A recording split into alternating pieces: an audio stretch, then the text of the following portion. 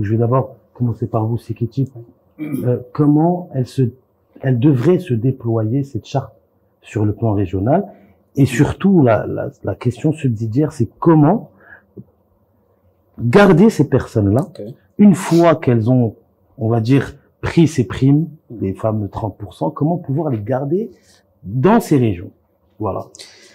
Très bien, merci. Alors,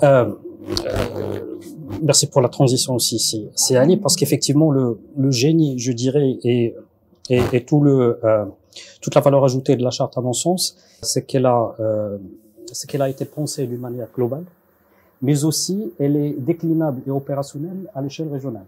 Donc aujourd'hui, nous avons ce dispositif qui est un outil assez fort pour aller justement chercher des investisseurs à l'international, parce que ça leur permet justement d'avoir beaucoup de visibilité, beaucoup de transparence. C'est qu'elle permet aujourd'hui aux régions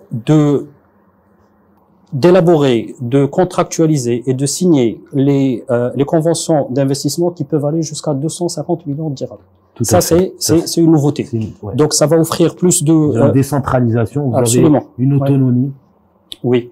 Donc, ça va offrir plus de flexibilité, plus de rapidité. Et là, bien entendu, les acteurs régionaux dont les CRI sont justement ont cette responsabilité et vont se mobiliser davantage pour avoir plus de réactivité. Donc, je disais, il y a cette autonomie, et il faut noter aussi, et c'est Ali l'a bien dit, qu'il y a plusieurs primes. Et parmi ces primes, et en plus de la prime territoriale qui peut aller jusqu'à 15%, donc je donne l'exemple de la région de Fès Meknès, aujourd'hui, il y a au moins 10% garantis à travers les provinces et les préfectures. Donc c'est soit 10, soit 15% au niveau de la région Fès Meknès. Et ça, déjà, c'est un avantage à présenter justement aux prospects. En plus de ces 10 jusqu'à 15%, pour les provinces classées B, ben il y a aussi des primes, il faut pas l'oublier, il y a aussi des primes sectorielles et des primes liées au métier d'avenir, comme a dit Seali. Donc ça va pousser les régions vers une compétitivité, je dirais, et je parle bien entendu d'une compétitivité très constructive et très saine. Une émulation aussi. Oui, pour aller justement vers ces secteurs qui sont porteurs. Sa Majesté Lainsro, il y a déjà quelques années, et en appelant justement vers un nouveau modèle de développement, il a invité les acteurs à aller vers des secteurs porteurs à forte valeur ajoutée.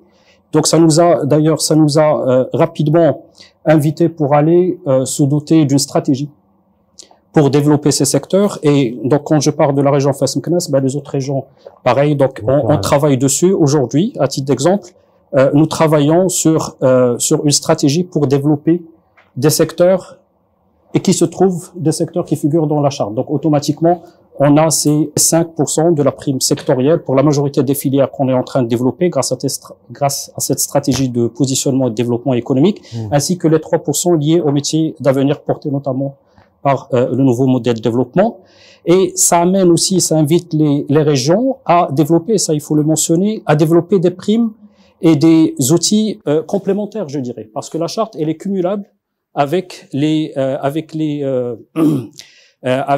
toutes les incitations développées à l'échelle régionale. Donc, en collaboration, je donne toujours l'exemple de la région Fès Meknès, c'est plus simple pour moi. Donc, en collaboration avec le conseil régional, nous sommes en train, dans le cadre de cette stratégie, nous sommes en train de déployer des stratégies qui ciblent ces secteurs grâce à des outils concrets, personnalisés, qui vont justement nous ramener, toujours dans le cadre d'investissements privés, qui vont nous ramener et drainer des investissements privés à forte valeur ajoutée, à retour sur investissement plus important que d'autres. Donc, on a initié le travail déjà l'année dernière. On est en train de finaliser déjà cette stratégie et ça va nous permettre justement d'aller vers une vision à l'horizon 2035 qui est la vision du nouveau modèle de développement. Je finis juste sur votre deuxième question. Ouais. Voilà, j'ai pas oublié. Donc, comment les retenir, c'est une très bonne question. Je crois que déjà quand on parle de transparence qu'offre la charte d'investissement, c'est important. C'est quelque chose qu'attendaient tous les investisseurs parce qu'aujourd'hui, d'un package. Donc, on parle plus du foncier, on parle plus. Donc, c'est tout un package dont il a besoin. Il a besoin aussi de transparence. Il a besoin de visibilité. Et En plus de tout ça, il a besoin d'un accompagnement qui soit le plus personnalisé possible. C'est pour ça que les séries, dans leur nouvelle version, sont dotées d'une approche qui est centrée autour de l'investisseur, tout simplement pour lui fournir une expérience la plus agréable et la plus personnalisée. Donc déjà, le série, depuis sa réforme, est doté de ce qu'on appelle les SPOC, les Single Points of Contact, qui permettent d'assurer à un investisseur un accompagnement de A à Z, de bout en bout. Donc un investisseur, un point de contact qui assure le suivi.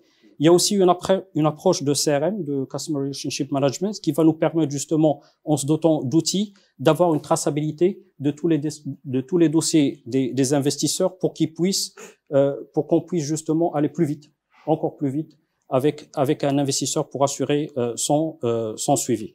Donc c'est important. Je crois que le jour où on garantit justement de la visibilité grâce à des primes transparentes, un suivi, on les retient. Et je finis sur un élément très important, c'est le capital humain. Pour retenir des investisseurs aujourd'hui, l'un des facteurs majeurs, c'est le capital humain. Je crois que l'industrie, puisque c'est d'actualité, on en a parlé hier, et Sa Majesté Laïnsro, il a mis le point justement sur la force du capital humain. L'industrie, elle a fait ses preuves. Aujourd'hui, on est 3e sur le plan des industries manufacturières à l'échelle arabe.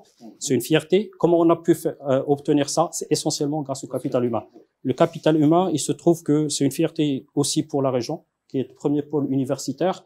Et, alhamdoulilah, les investisseurs qui se sont installés au niveau de la région, ils sont en pleine extension. Je donne l'exemple d'Alstom, de Lire, de Centrale et plusieurs, donc pour ne pas citer que quelques-uns, plusieurs qui se sont justement étendus sur la région.